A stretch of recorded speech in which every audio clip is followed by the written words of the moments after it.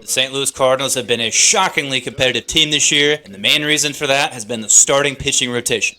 Hands down. Not only are they at the core of the team's success, but they're also the reason why that success has been so shocking to baseball fans.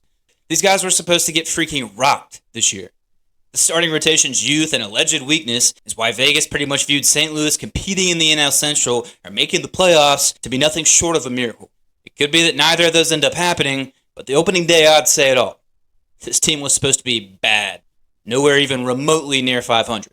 You can't blame Vegas for thinking that way when you look at it on paper. The most seasoned starter was 28-year-old Dustin May, who was shipped off to the Brewers last week. But Vegas looked at that rotation and saw no other possible outcome. Disaster. They couldn't have been more wrong. The Cardinals' starting rotation has turned into a legitimate underdog story of the 2026 season.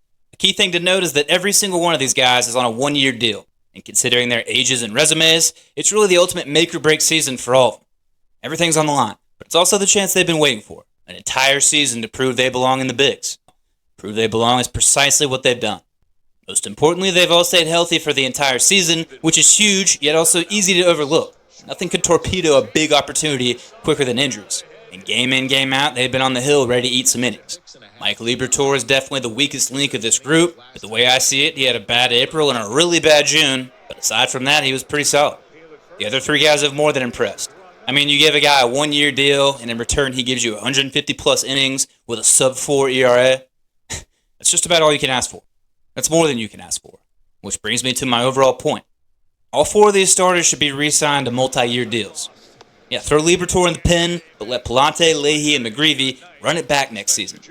They've earned the right to be big league starters. And if the Cardinals are smart, then they're already getting the paperwork together. It's not like they're going to be super pricey either, so it really would be equally surprising and unfortunate to see Palante, Leahy, or McGreevy wearing different uniforms next season. These guys kept us in it all year. The Cards had a few rough patches, but I've seen several other clubs this year go through way worse. The consistency of the starting rotation is what kept the wheels from falling off this year. Kept those 3 and 4 game losing streaks from turning into 8 and 10 game skids.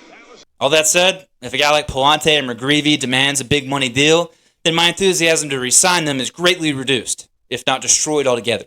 If they can't get re-signed for relatively cheap, then I say fuck it. Let's find 4 or 5 more young guns and do the exact same thing we did this year.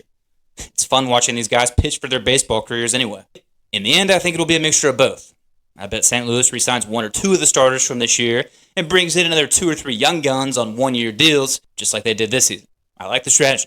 We'll see what happens. That's how you're gonna beat them, but keep underestimating.